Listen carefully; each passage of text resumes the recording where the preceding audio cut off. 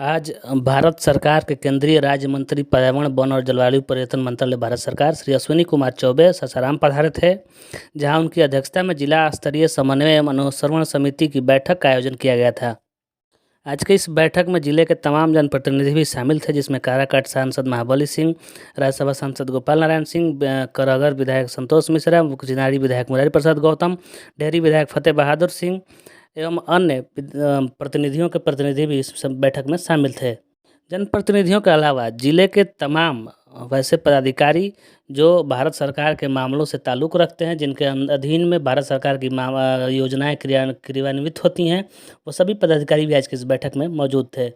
आज की इस बैठक में मूल रूप से वैसे योजनाओं का समीक्षा किया गया जो मूल रूप से भारत सरकार के अधीन आती हैं और जिले में इसका क्रियान्वयन किया जाता है, जिसमें कृषि, स्वास्थ्य, आवास, शहरी विकास इत्यादि मुद्दों पर भी ध्यान दिया गया।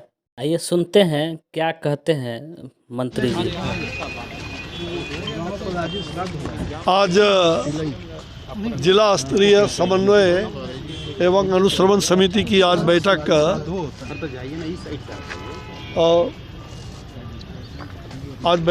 संपन्न हुआ है। एक लंबे अरसे के बाद, क्योंकि कोविड के कारण और साथ ही पंचायती चुनाव के कारण ये बैठक बाधित हुआ था। भारत सरकार की जो केंद्र सरकार की विभिन्न प्रकार की जो योजनाएं हैं, उन योजनाओं के क्रियान्वयन के लिए बैठक की गई थी। आज की बैठक बहुत ही महत्वपूर्ण रहा। कई माननीय सांसदगण और विधायकगण ने विभिन्न योजनाओं के बारे में प्रकाश डाला है और इस संदर्भ में जो महत्वपूर्ण बातें ये हैं कि ज़िले के अंदर जो विकास की योजनाएं हैं, हम कह सकते हैं कि कई महत्वपूर्ण योजनाओं में ज़िला काफ़ी अच्छा किया है। प्रधानमंत्री आवास योजना के बारे में कुछ आपत्ति उठाई गई थी, उसको हमने जांच के लिए दे दिया है। 1 महीने के अंदर प्रधानमंत्री आवास योजना के अंदर कहीं भी हम जीरो टॉलरेंस चाहते हैं। करप्शन कोई भी और कोई गरीबों को या आम लोगों को जो आवास के लिए ये योजना दी गई है, उसमें किसी भी प्रकार की गड़बड़ी को बर्दाश्त नहीं किया जाएगा। और हमने 1 महीने के अंदर जिलाधिकारी को उसकी जांच टीम बना दिया है और जांच करके वो सुपुर्द करेंगे।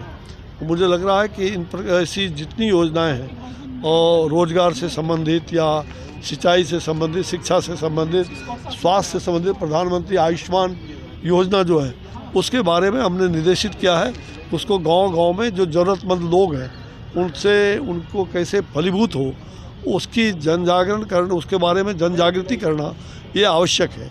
साथ ही स्वच्छता योजना में जो गांव-गांव में आज शौचालय प्रधानमंत्री योजना के द्वारा 8.5 करोड़ शौचालय देश भर में बनाए गए हैं, तो आज भी बहुत सारे लोग व्यवहार में उस शौचालय का व्यवहार नहीं करके और बाहर जाते हैं।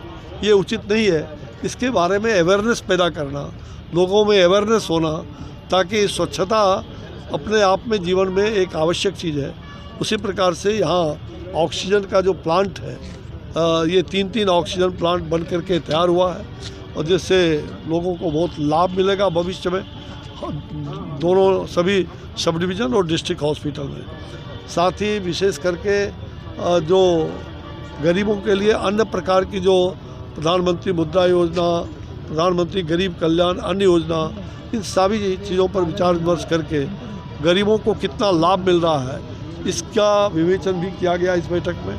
तो मुझे लगता है कि आज की बैठक खास करके आम लोगों के लिए और गरीबों के लिए जो भारत सरकार की विभिन्न योजनाओं के द्वारा जो हम उनको लाभान्वित कर रहे हैं, उसकी दिशा में यह एक कारगर कदम उठाने के बारे में जिला प्रशासन और संबंधित पदाधिकारियों को निर्देशित भी किया गया है। सर, कल कैमूर पहाड़ी पर एक गोरिया गांव है, जहां कल विजिट करने हम लोग गए थे सर। वहां 26 परिवार है। 26 परिवार में मात्र 2 परिवारों को मिला है लाभ पीएम आवास योजना का। सर, वहां पर स्थिति है कि किसी के पास शौचालय नहीं है। स्थिति इतना खराब है कि न वहाँ मैंने सरकारी जो भी योजना है उस योजना का लाभ वहाँ के लोगों को नहीं मिला है सर। कहाँ पर? एक गोरिया गाँव है सर। 26 परिवार के लोग वहाँ रहते हैं सर। वहाँ उसके लिए क्या होगा? किस प्रखंड में? ये आदिवासी परिवार रहता है, यहीं सासाराम प्रखंड में सर। आज ये बैठक में निर्णय लिया गया है, जहाँ भी इस प्रकार के हमारे गरीब लोग हैं, पहाड़ पर रहते हैं और चिनारी में ही एक आया था कि वहाँ पहाड़ पर रहते हैं और वो क्या नाम है, आपको पिपरडी पंचायत, हाँ पिपरडी पंचायत नौहट्टा ब्लॉक, नौहट्टा ब्लॉक में पिपरडी पंचायत और कौन सा रोहतास, तो रोहतास ब्लॉक में। और ऐसे जहाँ भी इस प्रकार के हमारे गरीब लोग हैं, आदिवासी हों, अनुसूचित जाति के लोग हों या अन्य ऐसे लोग जो पहाड़ी में रहते हैं, उनके स्वास्थ्य के लिए या उनके अन्य चीज़ों की सुविधा उनको कैसे प्राप्त हो, उसके लिए हम लोगों ने स्वास्थ्य विभाग को दिया है कि वहाँ पर डॉक्टर्स और नर्स की पोस्टिंग भले टेम्प्रोरी 6-6 महीने के लिए क्यों न हो, लंबा पोस्टिंग करने के बाद लोग जाएंगे ना काम हो पाएगा। तो इस प्रकार से एक वैकल्पिक व्यवस्था बनाई जाए, ये व्यवस्था हम लोगों ने करने का तय किया है। उसी प्रकार से प्रधानमंत्री आवास योजना में जिन गरीबों के बारे में आपने बताया गया है उसकी जांच होगी और उसमें आवेदन वो दिलवाइए, और जिनको नहीं मिला है ऐसे सभी लोगों को जो उस क्राइटेरिया में आते हैं सबको प्रधानमंत्री आवास योजना के तहत, और केवल कमरे ही नहीं, आपका और पहले में अंतर है, अभी उसको वॉशरूम भी मिल रहा है, बाथरूम भी, 2 कमरे छोटे बन रहे हैं, तो हर प्रकार से पेयजल भी और नल जल के साथ साथ ईंधन जलाने के लिए उन गरीबों को गैस भी मुफ्त में दिया गया है। तो ये प्रधानमंत्री आवास योजना के साथ इन सबको अटैच किया गया है और महिलाओं को विशेष अधिकार दिया गया है, उसकी चाबी घर की माता मालकिनी को ही उसका अधिकार दिया गया है।